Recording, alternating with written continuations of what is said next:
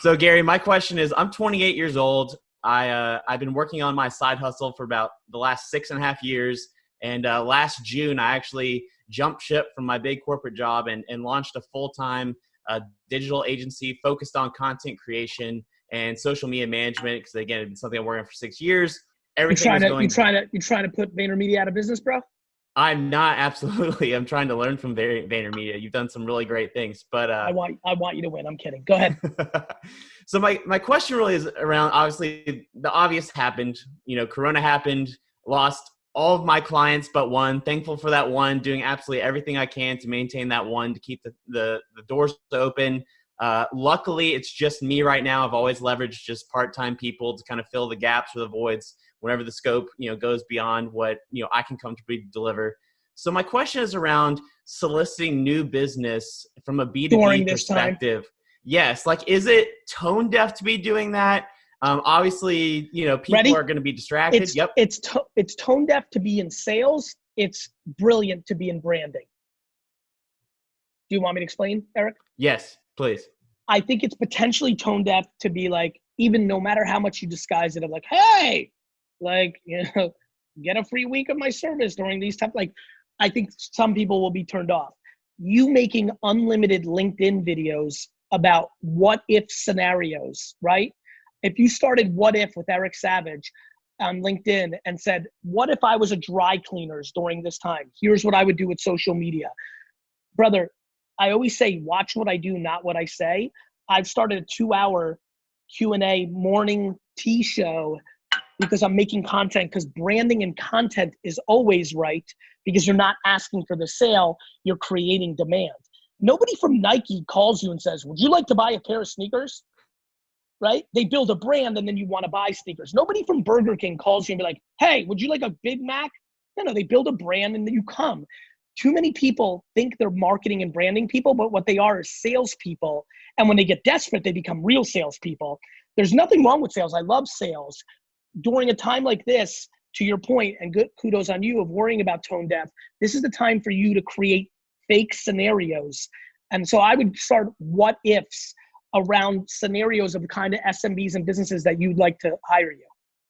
Yeah, that's an amazing advice. And then my other question was, depending on how long this kind of streak goes with Corona, which again, hopefully it can be solved soon, but as a new small business owner, that's going through a crisis for the first time, what are these things that I can learn from this, but also how can I avoid from this? I don't want to say scarring me, but being overly sensitive now to cash flow, or being overly too conservative where I need to be going on the offense. So do you have any tips about, going through crisis before in your life of owning the business of what do I hold on to, but yet what do I try to block out going forward? Cash is oxygen, right? Being practical, but cash comes in a lot of form. There's a lot of people right now like, Gary, I need the government's help. I'm like, no, you don't. You have $7,000 worth of junk in your fucking house. Sell it on eBay. Right? So cash comes in a lot of forms. It's cash in a bank. It's stocks that are worth half or 20, 30, 40, 50% less. But it's also comes in the form of shit in your house. Like that orange hat is $7 on fucking Facebook Marketplace. So cash is important. That's number one. But then also have the humility to be basic, the humility to be simplistic, the humility to be minimized. So cash, moving out of your apartment to a lower apartment because you can save $413, right?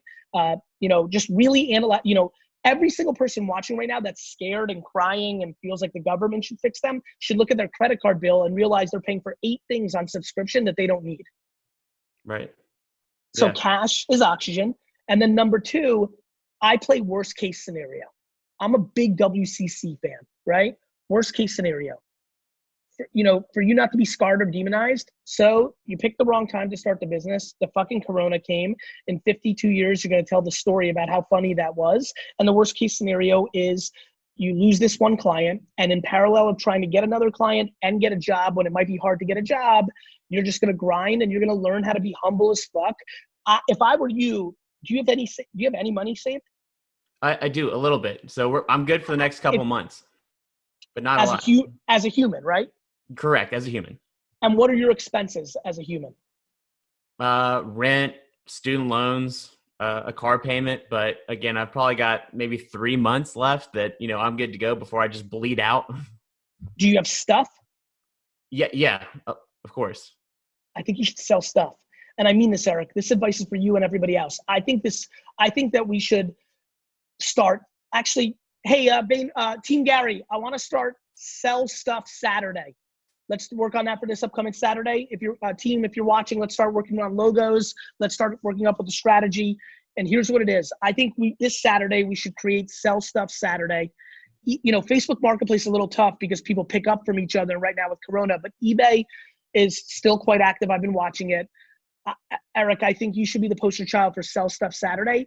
When I hear 3 months, and you know this, most people don't go into, let me audit every single thing in my fucking apartment right now. Everything. I mean, Eric, let's play a little bit. And some of these things may work and they may not, but let's start with clothes. Right. What percentage of the clothes that you have in your closet right now do you actually wear? I'll be perfectly honest, probably 20%. Great. So when I think about 80% of your clothes being something you could sell on eBay, now one of the things I really like it for you is you also need to learn sales, brand, and marketing and market demands. You selling on eBay is actually going to also help you with your agency a year from now. So for you, selling stuff Saturday is going to be a huge deal because not only are you going to put another month in the caboot, and by the way, ironically, I think this thing sits in the 2, 3, 4 month range anyway. So like, could you imagine the serendipity of this Zoom and this tea time with GaryVee leads to you selling a bunch of shit you didn't need anyway, learning how to be a marketer, a copywriter, a supply and demander, a researcher of what the right price is. Do I buy it now? Do I start an auction? Learning, right? And that gives you the extra month, which was the one extra month you actually needed. And you're a more skilled. I mean, this is like a fucking coup. Yeah.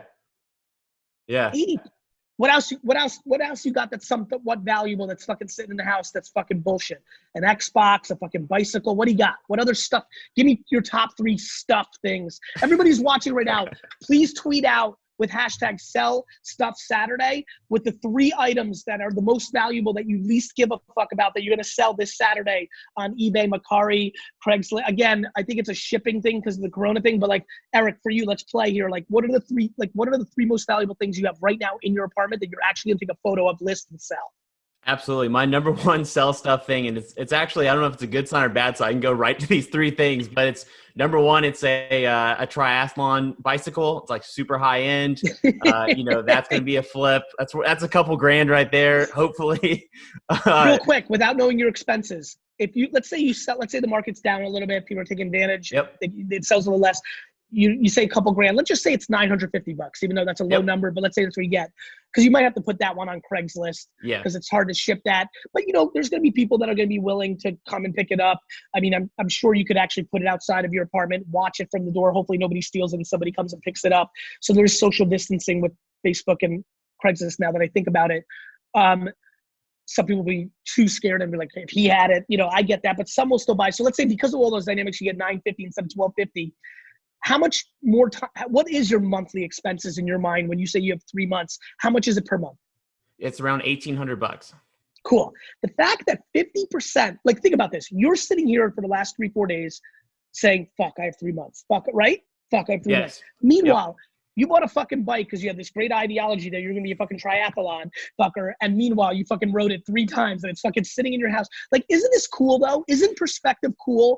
Like another half month is sitting in your pocket, maybe even a full month, back to you saying a couple grand, maybe I'm wrong about it, but isn't that cool? Yes. Yeah. It definitely gives you optimism. And it's offense versus defense. I want the government to help me. I'm in big trouble. I'm scared. Meanwhile, I have a fucking triathlon bike in my fucking house that buys me another fucking month. All right. Number 2. Yeah, for me, it's definitely an old laptop. I recently upgraded laptops this year. It's an Apple computer, so that's a couple $100 probably. Let's fucking go. Next. And then number 3, it's going to go, you can tell with the orange beanie, I'm trying to be trendy. It's, all sorts of streetwear, jackets, cool sneakers, things like that at the end of the day, you can always rebuy on the other side of, Corona or whatever. So that's probably a couple $100 too. And that's Have you ever sold anything? Have you ever sold anything on the internet? You know what? I'm not lying to you. I actually did. I just recently moved to Nashville about 2 months ago to be around musicians because I work a lot with musicians. And I literally paid for my entire moving expenses by selling a ton of old sneakers and things in my closet on eBay only. I mean, a couple $100 and is easy. StockX, posting on your Instagram where you just say, who wants this for $500? Somebody should be really innovative and do like a QVC live stream on Facebook, walking around their house and saying how much, email me. Like if you're like that kind of character, Macari, Offer Up, Close. There's some other like real posts, Poshmark, eBay, Craigslist, Facebook Marketplace.